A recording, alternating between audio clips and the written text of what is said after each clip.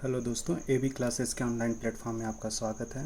आज हम लोग UGC net and DSSB PGT के लिए पब्लिक एडमिनिस्ट्रेशंस के इंट्रोडक्शंस को देखेंगे कि पब्लिक एडमिनिस्ट्रेशंस के इंट्रोडक्शंस यानी लोक प्रशासन के परिचय से भी कुछ क्वेश्चन जो होते हैं बच्चे पेपर में पूछ लिए जाते हैं।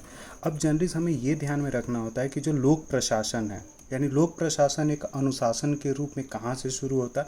तो लोक प्रशासन जो है बच्चे वो एक अनुशासन के रूप में जो शुरू हुआ था वो संयुक्त राज्य अमेरिका से प्रारंभ होता है, जहाँ पे राजनीति से लोक प्रशासन को एक तरह से क्या किया गया था, पृथक किया गया था। तो लोक प्रशासन जो है वो राजनीति से जो पृथक हुआ था वो अमेरिका में ही वुड्रो विल्सन के द्वारा नींव रखी गई थी, जहाँ पे उन्होंने राजनीति से लोक प्रशासन को एक प्रकार से क्या किया था, सेपरेट किया था। अब आपसे क्वेश्चन ये पूछा जा सकता है कि लोक प्रशासन की शुरुआत कहाँ से देखी जाती है, या लोक प्रशासन जो है एक विषय के रूप में किस देश से उभर कर निकलता है। तो बच्चे वहाँ पे जनरली आपको ध्यान में रखना है संयुक्त राज्य अमेरिका। अब हमें ये समझना होता है कि अच्छा हमें लोक प्रशासन की ज़रूरत क्यों होगी, लोक प्रशासन जो है हमें क्यों आवश्यक है, प्रशासन की क्यों आवश्यकता पड़ती है, ये जानना हमारे लिए काफ़ी महत्वपूर्ण होता है बच्चे। जो लोक प्रशासन होता है, चाहे आपका शासन ठीक है, चाहे आपके यहाँ शासन राजशाही रूप में हो, सामंतशाही व्यवस्था हो, या तानाशाही हो, या फिर लोकतंत्र हो। तानाशाही शासन भी कुछ अपने उद्देश्य और कुछ लक्ष्य क्या करती है, निश्चित करती है। उन लक्ष्य और उद्देश्यों को प्राप्त करने के लिए उसे किसकी ज़रूरत पड़ेगी, लोक प्रशासन की ज़रूरत पड़ती है, या प्रशासनिक एक ढांचे की ज़रूरत पड़ेगी, या फिर हम ये बोल सकते हैं एक नौकरशाही की भी ज़रूरत हो सकती है कि उसे पड़े कि एक नौकरशाही के द्वारा ही वो अपने उद्देश्यों को और अपने लक्ष्य को क्या कर सकता है, प्राप्त कर सकता है। दूसरी चीज़ें जो सार्वजनिक क्षेत्र होता है बच्चे, सार्वजनिक क्षेत्र के जो मामले होते हैं उनका भी जो नियंत्रण होता है वो किसके द्वारा एक प्रकार से देखा जाता है, हमें देखा जो जाता है वो किसके द्वारा देखा जाता है। तो एक प्रकार से हम बोल सकते हैं कि लोक प्रशासन के द्वारा। और लोक प्रशासन का जो इतिहास है वो बच्चा, प्रशासन का जो इतिहास है वो काफ़ी पुराना है। प्रशासन कोई आज का विषय नहीं है, या प्रशासन के बारे में सिर्फ आज के ही पॉलिटिकल सिस्टम में, राजनीतिक प्रणाली में प्रशासन को लिखा जा रहा है। प्रशासन का इतिहास बहुत पुराना है, चाहे वो रामायण हो या महाभारत का समय हो। महाभारत जब हुआ था, रामायण जब लिखी गई थी, और जब महाभारत लिखा गया था तो उसमें भी प्रशासनिक व्यवस्था के बारे में बताया गया था और राजा के कार्य और कर्तव्यों को लिखा गया था। रामायण में भी राजा के कार्य और कर्तव्य मिल जाएंगे, महाभारत में भी आएंगे तो राजा के कार्य और कर्तव्य, और राजा को सलाह देने के लिए एक मंत्री परिषद होना चाहिए, कुछ कार्मिक सदस्य होने चाहिए, महाभारत में मिलता है। और महाभारत को हम लोग, जो महाभारत है बच्चे, उसमें जो 13वां अध्याय है महाभारत का, जिसको शांति पर्व बोला जाता है। ये राजनीति शास्त्र में कभी पॉलिटिकल साइंस में आपसे क्वेश्चन पूछा जा सकता है कि जो राजनीति, जो महाभारत है, महाभारत का जो 13वां अध्याय है वो किससे संबंधित है। तो जो महाभारत का 13वां अध्याय है बच्चे, वो एक प्रकार से शांति पर्व उस अध्याय का नाम है।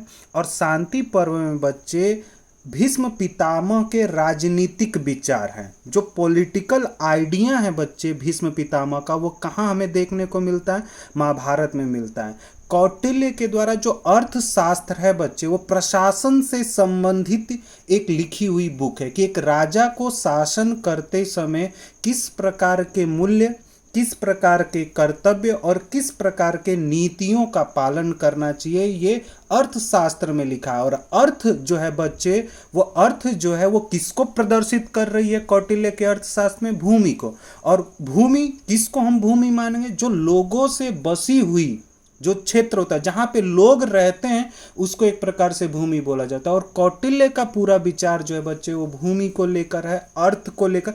तो जो अर्थशास्त्र है वो अर्थ यानी इकोनॉमिक से रिलेटेड बुक नहीं है बच्चे, वो प्रशासन से संबंधित एक प्रकार की बुक है बच्चे। इसी तरह से जब आप अरस्तु की बुक पॉलिटिक्स देखेंगे तो पॉलिटिक्स में अरस्तु ने ये बताया था कि राजा को शासन करते समय किस प्रकार के मूल्यों को एक प्रकार से क्या करना चाहिए, महत्व देना चाहिए। और शासन किस तरह के लोगों के हाथों में होना चाहिए, शासन कौन करेगा और शासन में लोगों की भागीदारी कैसे हम सुनिश्चित करेंगे, ये अरस्तु के आप पॉलिटिक्स में देख सकते हैं। जहाँ पे मैंने जब एरिस्टोटल आप लोगों को पढ़ाया होगा तब मैंने बताया था कि पॉलिटिक्स में एक तरह से अरस्तु जो है मध्यम वर्गीय शासन का क्या करता है, समर्थन करता है बच्चे, मध्यम मार्गीय शासन प्रणाली को क्या करता है, स्वीकार करता है। और मैकावली की जो प्रिंस है बच्चे, वो भी राजनीति एवं प्रशासनिक व्यवस्था के विचारों से संबंधित बुक है। मैकावली जो है वो एक प्रकार से राजा जो है उसे किस प्रकार से शासन करना चाहिए, ये मैकावली के द प्रिंस में हमें पता चलता है। तो प्रिंस जो है वो सिर्फ राजनीति पर लिखी हुई बुक नहीं है, प्रशासन कैसे एक राजा को करना चाहिए और प्रशासन करते समय यानी शासन या प्रशासन करते समय उसे किन बातों को महत्व देना चाहिए, ये चीजें भी हमें प्रिंस में देखने को मिलती है। आगे हम बढ़ते हैं बच्चे, और आगे जब आप बढ़ेंगे तो वहाँ पे जर्नलिस्ट देखेंगे कि 1887 में वुड्रो विल्सन ने पॉलिटिकल साइंस क्वार्टरली, एक पत्रिका, एक मैगजीन्स निकलती थी पॉलिटिकल साइंस क्वार्टरली में, उन्होंने द स्टडी ऑफ एडमिनिस्ट्रेशंस नाम का एक एस्से लिखा, एक लेख लिखा, जिसमें ये बताया उन्होंने कि संविधान की रचना सरल है पर इसे चलाना क्या है, अत्यंत कठिन है। क्योंकि आप संविधान तो निर्मित कर लेंगे, संविधान में आप उद्देश्य को भी आप जान लेते हैं, लक्ष्यों को भी जान लेते हैं, लेकिन उसको प्राप्त करना कोई आसान काम नहीं होता है बच्चे। उसको प्राप्त करने के लिए आपके पास क्या होना चाहिए, एक प्रशासनिक ढांचा होना चाहिए, एक एडमिनिस्ट्रेटिव स्ट्रक्चर होना चाहिए, तभी उन चीज़ों को आप क्या कर सकते हैं, प्राप्त कर सकते हैं। तो बच्चे पेपर में ये भी पूछा जा सकता है कि संविधान की रचना सरल है पर इसे चलाना अत्यंत कठिन है, ये विचार किसके द्वारा दिया गया था, तो वुड्रो विल्सन। जो लोक प्रशासन है बच्चे, लोक प्रशासन के जो जनक हैं वो वुड्रो विल्सन को ही माना जाता है। और वुड्रो विल्सन ने द स्टडी ऑफ एडमिनिस्ट्रेशन में ही ये स्टेटमेंट क्या किया था, उन्होंने दिया था, जहाँ संविधान की रचना सरल है पर इसे चलाना क्या अत्यंत कठिन है। ये हमें कहाँ पता चलता है, किस उनके एस्से से पता चलता है, ये भी आपके लिए एग्जाम के लिए काफ़ी महत्वपूर्ण हो जाएगा बच्चे। तो द स्टडी ऑफ एडमिनिस्ट्रेशंस जो है ये आपको क्या करना है, एक प्रकार से ध्यान में रखना है बच्चे। आगे हम बढ़ते हैं और यहाँ पे एक चीज़ें बच्चे, इसी एस्से में जहाँ उन्होंने द स्टडी ऑफ एडमिनिस्ट्रेशन नाम का जो एस्से लिखा था, जो लेख लिखा था बच्चे, वहीं पर वुड्रो विल्सन ने राजनीति और प्रशासन के बीच में एक विभाजक रेखा क्या की थी, खींची गई थी। तो जो विल्सन है वो राजनीति और प्रशासन के बीच में जो एक विभाजन से संबंधित रेखा उन्होंने खींचा था, वो किस लेख में खींचा था बच्चे, द स्टडी ऑफ एडमिनिस्ट्रेशन में। लेकिन कुछ लोग लेकर इस चीज़ को क्या करते हैं, आलोचना भी करते हैं, क्योंकि बहुत अधिक क्लियरिटी नहीं थी। लेकिन माना जाता है कि विल्सन के द्वारा ही राजनीति और प्रशासन में एक प्रकार का क्या किया गया था, विभाजन किया गया था। तो जो राजनीति से प्रशासन को अलग, और जर्नलिस्ट ध्यान में रखना है बच्चे कि राजनीति शास्त्र की ही एक शाखा जो है बच्चे वो लोक प्रशासन है, ये ध्यान में रखना पड़ेगा।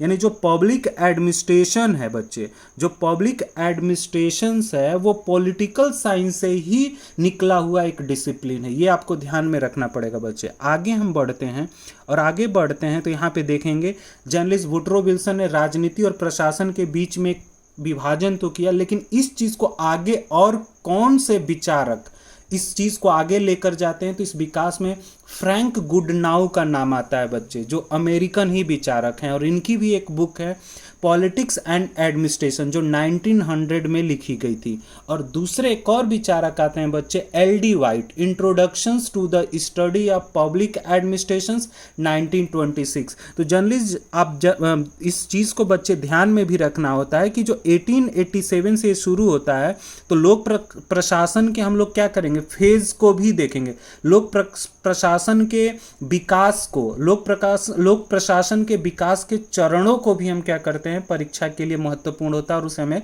समझना होता है। तो एल.डी. वाइट की जो बुक है बच्चे, introductions to the study of public administration, ये भी पेपर के लिए काफ़ी महत्वपूर्ण होता है। फ्रैंक गुडनाउ की जो बुक है बच्चे, पॉलिटिकल एंड एडमिनिस्ट्रेशन, ये 1900 में आई थी, ये काफ़ी इंपॉर्टेंट होती है बच्चे। तो देखो, जब भी ऑब्जेक्टिव एग्जाम होता है, तो मैं जो इतना आप लोगों को समझा रहा हूँ, ये उतना एक आपकी समझ के लिए महत्वपूर्ण होता है बच्चे। लेकिन परीक्षा में तो यही भी पूछा जाएगा कि लोक प्रशासन और राजनीति का पृथक्करण कब हुआ, या किस एस्से में लोक प्रशासन को राजनीति से अलग किया गया है, ये पूछा जा सकता है। एस्से का नाम पूछा जा सकता है। और लोग जब पृथक्करण हुआ तो इसको आगे बढ़ाने में और कौन कौन से विचारक हैं बच्चे, तो वहाँ पे जर्नलिस्ट ध्यान में रखना है कि उस विचारकों में जो आते हैं बच्चे, फ्रैंक गुडनाउ का नाम आता है, फ्रैंक गुडनाउट और एल.डी. वाइट। ये दो विचारक जो हैं वो एक तरह से क्या करते हैं, लोक प्रशासन के विचारों को एक प्रकार से क्या करते हैं, आगे बढ़ाते हैं। तो ये चीज़ें हमने जर्नलिस्ट देखा। लेकिन लोक प्रशासन में दूसरी जो आगे है बच्चे, उसके विकास में एक नाम काफ़ी फेमस है, वो है जर्मन समाजशास्त्री हैं मैक्स वेबर ने।